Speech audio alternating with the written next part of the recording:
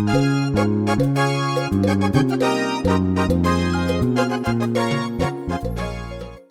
that's so about the kind home and there youth convo. Today, Q&A with you. Our topic be and better discuss. Alright, and you do me dear, you only put me on the kind home. I may answer your questions here, you feed about enemy. And Chama, remember me, I introduce one. Your friend me Lucy, I'm here as a school lieutenant. And I'm Eugene. Alright, yeah, the movie and master, some of our kind home. And the topic here, you better discuss and our questions new film and your today relationship. And it's saying Bible can say, Obama be free fear. No, so I then after building a home, Abusia, building a Busia. Now you share Bible no more specific guidelines as to how to go about it. Into questions that you find there, banner. Are there on Montias now, or must say, Mama, and the teacher moved to 3 things. First one, finding partner. See, your primary son, I'll go now, perfect for you. Second one is also values. They've been a mention, signing for and the last one, activities. They've been a relationship, now romantic. Romantic, now beautiful, now you come and now you guy. And no, we just saw more questions now. What are your thoughts on hypergamy? Mpachobit me my definition. Oh yes. Until you should Google says overall be a or bros. And I know there to you. Or bro me says Obuska said a bit my church. And you Google and Chilemusa to do not cast socially. The engaging also so well be interpreted. Oh, media. When it comes to me pebema, there's no such thing as a broom. So, see, you know, you man, I say, yes, your family now. I think that's okay. Yeah. Okay, my take on hypergamy. I believe hypergamy is real. I believe hypergamy is a thing. And I don't think it's only on social status. I think it's deeper than that, because even when you ask, majority of women what they look for in a guy, they usually describe somebody who is superior physically. I want a guy who is taller. I want a guy. All those are signs of hypergamy. Majority of women want a guy who is in a certain financial bracket, right? Not all of us, though. Yeah, majority. Not all women, but majority of women want a man who's in a certain financial bracket, a man who is in some way superior. So I think hypergamy is real, and I think there's it's not a bad thing. I think it's natural, it's nature, and it shouldn't be something that's frowned upon. It's okay to be hypergamous, and it's okay for you to want something that's on your level or better. There's nothing wrong with it. Achieve and strive for the best. Oh yeah, no. I mean, Obianka said it's a bad thing. Like Obia want a preference, know. But on the parkono, I just feel like, well, for me, example say, it doesn't matter if they are rich or poor, as long as he's a Christian and So you ultimately saying that you don't care about money? Not really. I mean, money contributes to a relationship, but it doesn't make that relationship. Right. But would you be with a guy who doesn't have money? Yeah, as long as they're hardworking, as long as they have a job, like a stable job, and they're able to provide, yeah. Right, so he can, okay. So as long as he's providing, you're okay with it. Okay. Yeah. And he can be, okay. Yeah, I mean, that still means that you do care about money, though, because he is providing somewhat, some way, and you probably support, right? I'm assuming? I mean, if we are both working, we are both supporting each other. Yeah. That's fair. That's modern day dating for you. Okay. It's very interesting. It's a idea of so we be our whole so what channel one name. It's real. Yeah. And as idea, what we say, do you think that biblical marital values are being overshadowed by cultural marital values? I guess who's a Bible mono? Yankopon were a theory, it's a share right? Things share my And so they share and then we are seeing one and just like or more try to go is almost a modern woman, right? And I think that's our question of only free.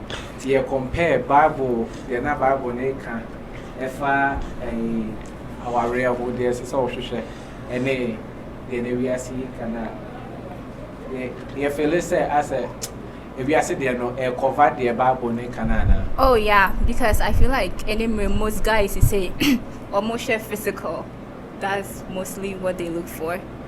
But it shouldn't be that way. I was so shouldn't pakuni subai education or whatever. But I feel like they say there and remember normally say, oh, does she have big boobs, big butt, you know, all those kind of stuff. Yeah. I don't think it's necessarily a guy thing. I think it's a human being thing. Attraction is very, very important, right? Most people. Yeah, I mean, it is. Right. Most people, when they meet somebody, they want to be in a potential relationship. Attraction is usually like what initiates it. And to answer the question, I don't necessarily think that modern day dating or marriage is overshadowing the biblical, what the Bible tells us. And I'm assuming you are referring to gender roles. Yeah. Right. I think gender roles still exist. I think it's a little different what we have now. Because if you look at marriages today, there is still some sort of gender roles, right? Majority of marriages, the men are still the breadwinners. Majority of men are still paying for the bills in marriages. And yes, the women are working as well to support, but the men are, in majority of marriages, paying the majority of the bills. And women are still nurturers, and women are still, taking care of the home. It's just that they're also in the workforce. So it kind of overshadows it, and it's hard for you to, see the lines because the lines are a little blurred. But I think gender roles are still a thing. It's just not as traditional as it used to be. It's been adjusted a little bit, but there's still gender roles. And I feel like Ghana no, our culture is so different from American culture, and I think maybe that's why. Because on Ghana, Obana was so new, Janima Ukunu and all that, and Americans so dear. You both parties work, into so Befia each. I mean, Obana bit man, Rejane, Bemani bit man, Rejane, and in Ghana for you, Hunisana, it feels like it's being overshadowed. But I mean, I feel like at the same time, I was say both parties, help out in the household, not just one person, not just the woman, Right, but there are, a lot of times we forget that there are still masculine chores in the home as much as there are feminine chores. The media overshadowed the masculine chores. Like, for example, if you live in America and you live in a house with your partner, you are not mowing the lawn. He is, right? You are not taking out the trash. He is. If the lights go out, he's fixing that. Well, plumbing, he's doing that. Those are all considered masculine chores, right? So the man, a woman can do that too. Right? A woman can absolutely. A man can also cook. Yeah. Right? We can both do each other's choices, but we figured out that this one is better at this, so they do that. I'm better at this, so I do that. And usually it tends to fall under the lines of gender, and I don't think there's anything wrong with it. So if a man is taking care of his masculine duties in the home, he's paying the bills, and the woman is also taking care of her family duties in the home, and she's helping pay the bills. The man is paying majority of it. The woman is helping with it. I think it's fair. I think it balances out. Yeah, and I make her say, but Ghana for say. If you can I take your parents as an example? Like one time you call Mufia Honumino, your dad was cooking and doing most of the stuff, and I love that. But so be every. Even let's say our church, so who's prepare those kind of stuff now because it would be controversial, but it shouldn't be that way. I mean, in my house, my dad cooking is a once in a while thing. It's not an everyday thing. I mean, but right, he'll help cook once in a while, but majority of the time, my mom is the one doing the cooking. And one thing that the media, we act like cooking is an everyday chore. Majority of households cook on the weekends. And the rest of the weekdays, nobody's cooking. So cooking is really not an everyday chore. So until children really come in, if you really think about it, the man is doing more. Yeah, but what person, even with children, Mufi said the woman has to take care of the children most of the time, but it shouldn't even be that way. Why not? Women are nurturers. Women are better with kids, naturally. No, they're not. It's both ways. Okay. All right. Let's agree to disagree. We said the Bible can how if the situation as I say and then we are saying, I said, yes, something, I said, we are saying, and then sadly, question the one is, as I say, you consider racial, ethnic, and tribal considerations when you're picking up a partner. Who's also the olden days now? Isaac, Joseph, Moses, Mobra, now tap so more worry within one Cassatran. But interracial marriages, you need a trend in there. You know, Yakuya Christopher. As I see, you consider other racial, other races, other ethnic group, other tribes when we're talking about marriage. Yeah. Really? Yes. I mean, there's nothing wrong with interracial marriage. As long as both of you know the consequences that comes with it, you know, now everybody will understand it, and also there will be two languages, you know. So as long as both of you guys know it's okay with you guys, no, I don't see anything wrong with that. Yeah. Right. I mean, to take that angle, it is to each its own, but from an objective standpoint, I have a problem with interracial marriages personally. Of course you do. Not because I think it's a bad thing. It's really not, you can fall in love with whoever you want. It's just that there are economical consequences for being in interracial marriage, especially for our black community, right? So when you look at the black celebrities who are the top 1% of our community, and they are out there giving our wealth to the other race who have taken enough from us, that's very, very problematic. But this is not political thing. Right. But this is my issues with interracial marriages, right? Okay. I think there is economical consequences, and there's financial consequences for that. And also, if you look at, for example, let's look at the national team for the French soccer team. That team is 99% Africans, right? And those players are playing for a different country. And majority of those players have a parent that is not African, that is not black, and that's the reason why we're losing our players to these countries. Okay, right? but then what does that have to do with marriage? But yeah, talking in the concept of love. Right, and, this is not a political not thing. more of like affecting like Right. global scheme. So right now, me might ready some person call If I who says some Kowari gun and me and ask me to me people me, that's the perspective I think the question. I don't think that if like the grand scheme of things that's always playing. Yeah, I think so. It just depends on the person and you know what you're looking for. So who brony na so pena great married the brony is not an issue. Okay, right. But hold on, I think that's the politically correct answer to give, because believe it or not, marriage is not about love. Marriage is about duty. Right? You're not marrying for love. Marriage is love. No, it's not. Yes, the institution of marriage goodness. was not built on love. Marriage is about duty. Marriage is not about love, right? So you want to marry somebody you kicked or cannot No. stand? Love. Getting love in marriage is like an additional. It's a positive, but you're not marrying for love. Okay, so go marry a stranger. No, you're not marrying a stranger. You're marrying somebody that you're compatible with, right? Somebody that you guys can build an empire in the future together, right? If love comes out of that, that's a beautiful thing. But that is not the main goal that I'm marrying for love. Love is a byproduct of marriage. The institution of marriage was not built on love. So okay, but and the room, the institutions now that like. Obia eko awarea upa busa o so for our marriage counseling or busa so odoba right duty near the better say but and the questions they are more about feelings, not so much about the outside things. Right, so what you say yeah, I mean say before we person me catch on to what Lucy was saying say so me pebroni na emfa but yeah, but I'm in John.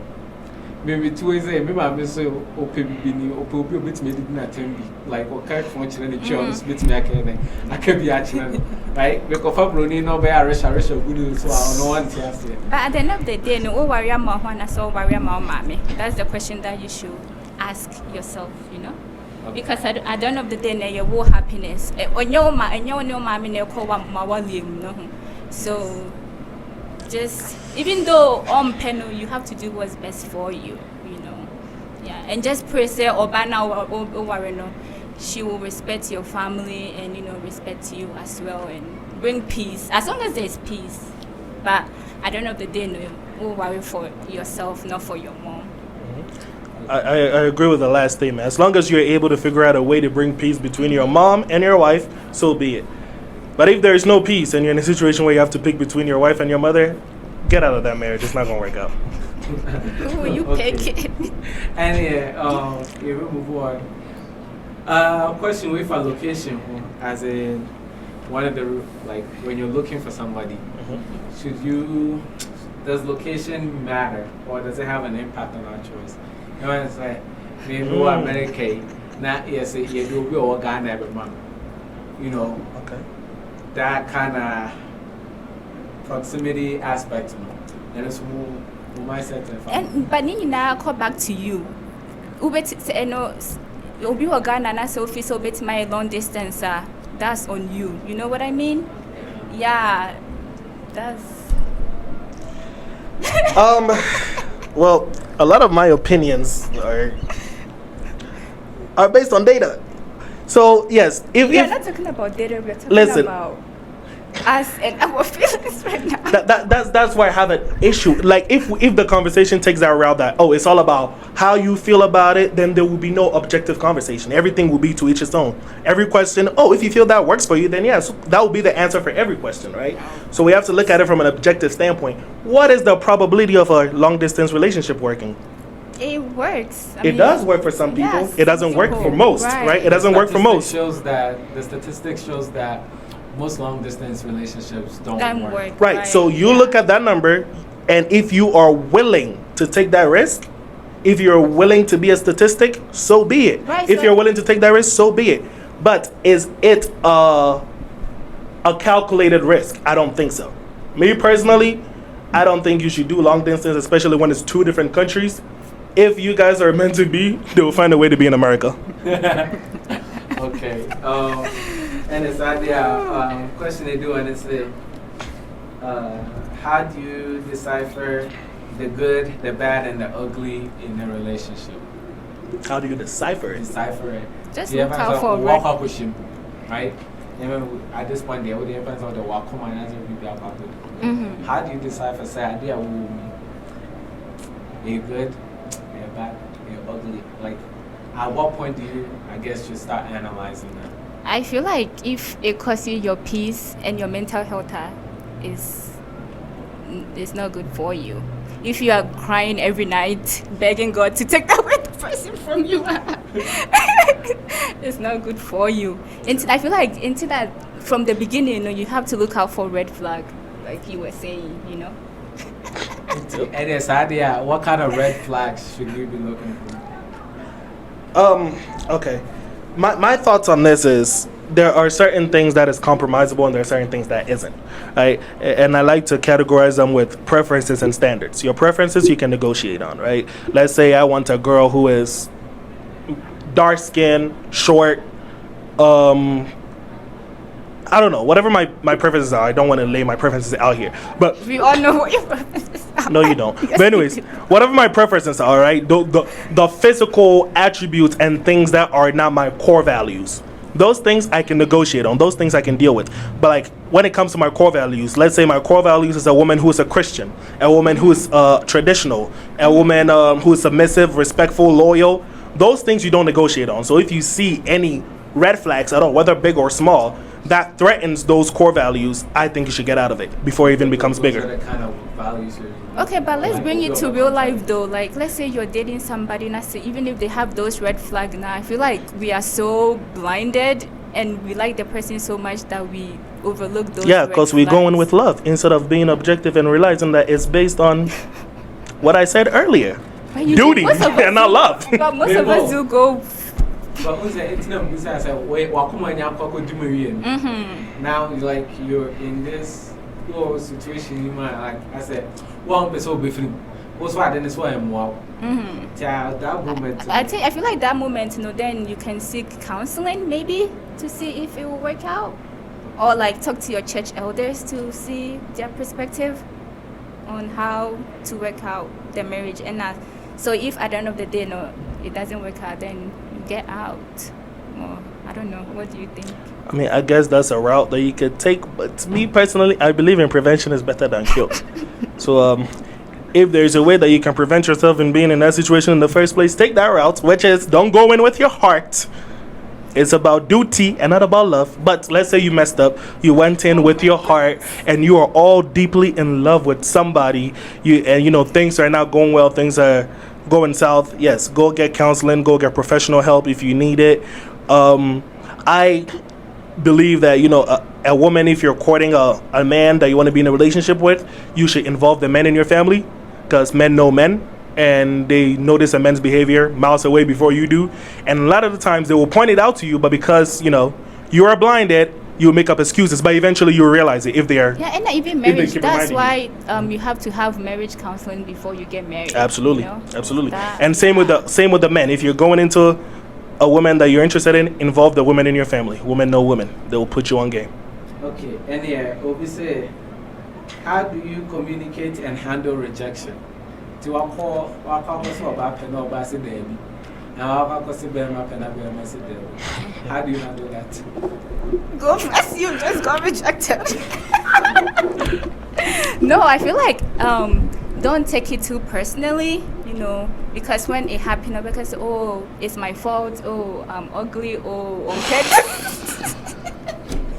Like you overthink, you blame yourself. But I feel like at the end of the day, no, you shouldn't take it too personally and just let it go. And I mean, it's easier said than done, right? That is true. Yeah, and it takes practice. You're gonna have to be rejected a few times for you to be like, all right. But the first one, no, it hurts. You might shed a few tears, and but just crying over rejection. What? But I don't take it too personally. I think that in modern dating, rejection is inevitable. You will get rejected. You are not everybody's preference. Somebody will reject you. But you have to realize it's a numbers game, man. Move on to the next one. Right. It's a numbers game. It is what it is. Yeah. Okay. And so I guess when they what I say they two will be now is it okay to be friends with your ex? It depends on how it ended. Oh hell. Personally, man, me them say there. Oh, okay. Absolutely not. It depends. You can be friendly with your ex. You can be friendly, like hi, bye, I know, and your friendship, acquaintance. Right, you can be acquaintance. No, you can't. Yes, you can. That's a red flag. How is that a red flag? As long as you're not testing your ex constantly. If you see until who share your ex right now, will you pass by them? I feel like as long as you just say hi, bye, it's fine. I think the fact that you have ended your past relationships and you are ready to move on to a new one, but you don't want to cut off that past relationship completely, that is very, very suspicious. I am with a woman. I break up with this woman. I am now willing to cut off the relationship I have with this woman completely, so I want us to be friends or acquaintances. And then I move on to the next relationship. Why is this person still there? If you wanted them in your life, why did you leave them? Okay, but now, what if you did somebody from your church? You guys are not friends though. You meet them at church. You just say hi and bye. What's wrong with that?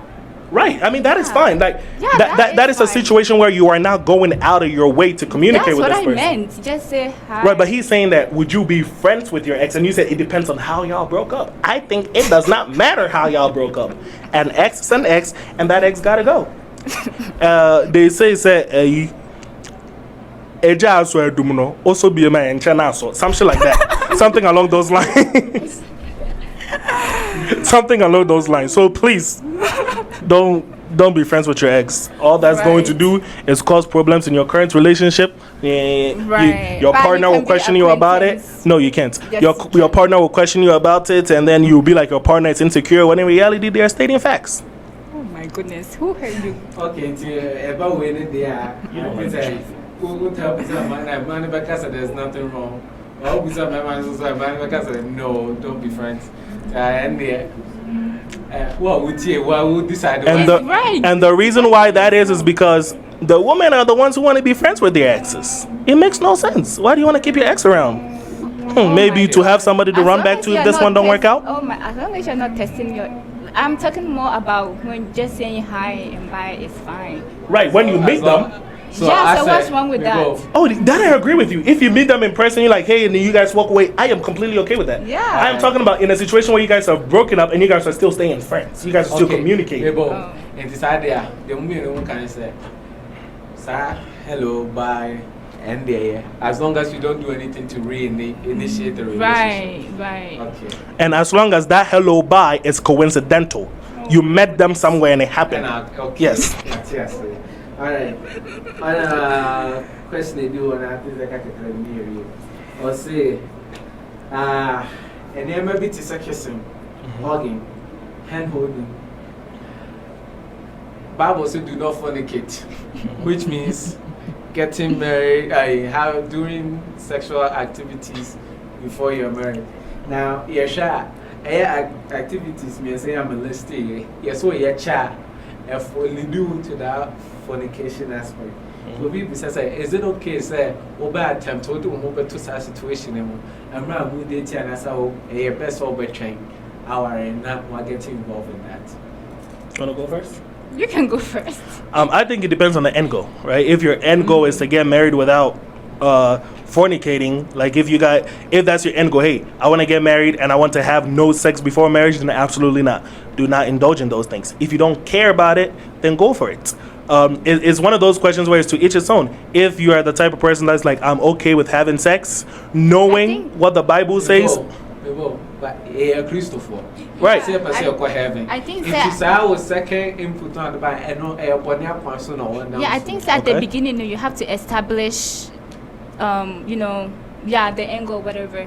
And so if you say you are not going to be hugging, kissing, now you have to be with somebody who is also okay with not doing those things. So you guys can help each other, not to lead each other into temptation. Right. And the idea that, we are Christians, so that is not something that we should even consider. Let's not act like the 99% of the church are not virgins. Like, and people are not married. People are doing what they want to do. This is reality, and it's not just it's churches around the globe, right? When you go into Christianity, people are having sex. It's a fact, right? So let's not pretend like it's not a reality. It is a reality. Yes, so it's a reality, but we society and church.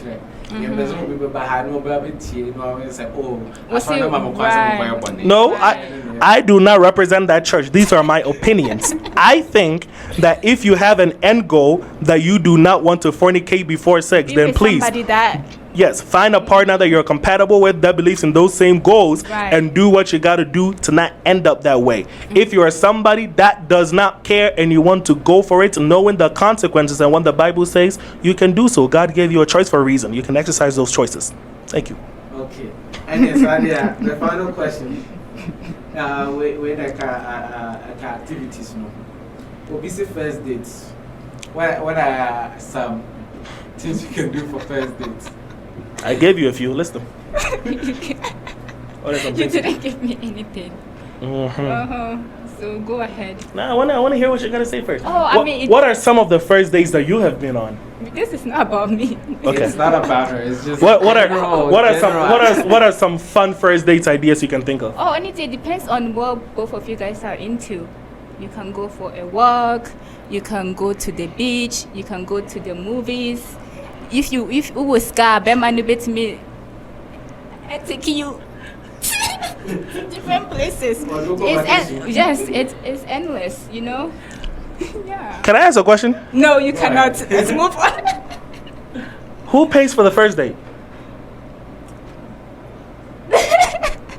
Okay, so. Because you said bad man to me the work. So who pays? Are we automatically assuming responsibility on the man to pay for the first date? No. So who pays for the first date? It doesn't really matter. I mean, for me, it doesn't really matter. Who do you think should pay for the first date? Society say bad man. Who do you think? I feel like it would be nice if the guy pays so that you know that the guy can take care of you. If the end goal is for you to get married and to have somebody to take care of you. Absolutely. The guy should show signs of being a provider, right? Right. Will it be okay if the guy says, so yeah, after the day when we go home, clean the house and cook, so you show me that, you are showing signs of being a nurturer? or there's a double standard there. He pays because he has to show that he's a provider, but you don't have to show that you're a nurturer until you guys get to know each other more.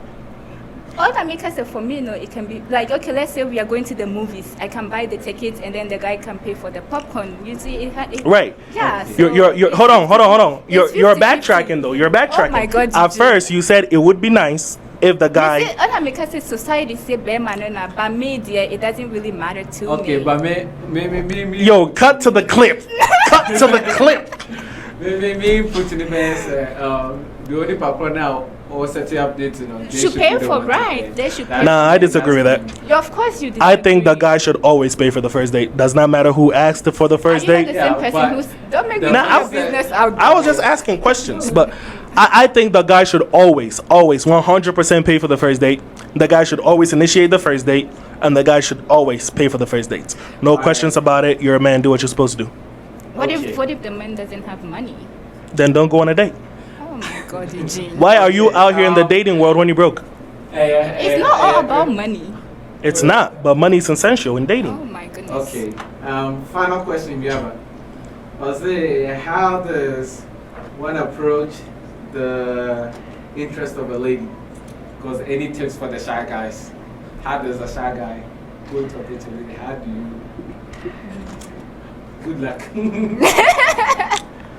Usually women say that they have the best advice when it comes to how to approach them because they're women and they like how to be approached. They know how to be approached. So I would like to hear from Lucy. Of course you will hear. What way do you think is best for a man to approach a lady? I want to hear this. Yeah, I feel like and let's see if it works. Just compliment the girl. Like, so she be bina say, oh, Lucy, atadi oshe ye, and I'll be like, oh, thank you, sir. And then that will work? No, and then you can build up and have conversations. Oh, can I get your number? There's a question if everybody say, we're a shy guy. But who's all about crying and not when they can't make any mind say the guy you gave behind your back because he's coming at you with like a timid approach. You know what I mean? So or no, yes, I know, but he wants to approach this individual. Just approach because most women just do it. I feel like I don't know. I feel like you should answer because you're a guy. I get approached. How do you do it? Okay, then you should answer. We're a shy guy. How do you approach a woman? I think as a shy guy, you have to understand that the first couple of times will be a disaster. It's going to take practice for you to know what to do, right? And you have to accept that reality. Oh my goodness. And when you see the woman, like she said, I am actually an advocate for it. You have to be yourself. And whatever comes to mind that you want to say, as long as it's respectful, usually you can go around along the typical, hey, how you doing? Just met you. I saw you over there, whatever. And I thought you were really pretty. You know, just the typical line, right? Because you are shy, most likely she will turn you down. No, but oh my God, Eugene, you're being so negative right now. You have to. Why are we acting like the things I'm saying is not true? No, you're making it sound like it's not that hard though. Just. How many guys do you curve? A lot. But yeah, you're sitting here saying it's not that hard. Jesus. Right. But anyways, yes, understand that a few times it will go bad, but the whole point is you are getting practice in. You know, you're talking to women, you've seen how they respond, and eventually you'll get better at it. There's no written rule of how to approach a woman. Mm-hmm. You figure it out on your own, and it's something that you're going to have to do on your own. But Lucy, you said something along the lines of be yourself, compliment the woman, and ask for her number. Yeah. And then they can decide if they want to give it to you or not. Right, but usually that should work. For you. Not for me. I mean, I don't know. How do you think a guy should approach you? Why? Because I want to learn. I know. I can learn. Hey, Lucy, I like your hair, I like your nails, and I would like to get your number. I think you're beautiful. I mean. Yeah. Okay. What did you And I'll be like, I'm sorry. And then you have to go practice. What's it called? You know, correct Right. practice. I used the exact word she told me to use, and she still curved me. Women, Alright. fear them. Okay. All right. You did see her. Say, you say, hey, we a youth, no perspective. A few people here, I like this on my a point of view on this topic. You share so they were part 2. Yes. We heard their parents for us so back. Oh, Jesus. You also carry now you're pinning me against the parents. How culturally and then socially, my mindset and my approach to these questions. Now, a distinction, they move to me feel and the parents in between, and I feel that my into where them with us.